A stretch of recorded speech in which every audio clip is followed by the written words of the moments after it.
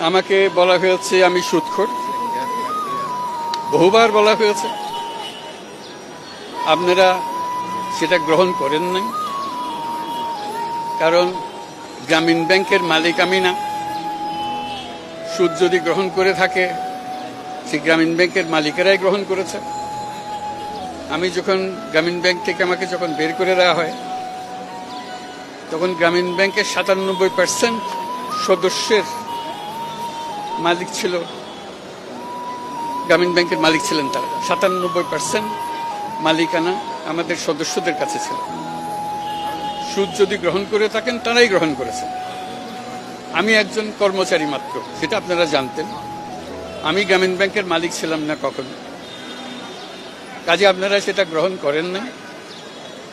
আমাকে বলা হয়েছে আমি গরিবের রক্তচোষা, সেটাও আপনারা গ্রহণ করেন নাই।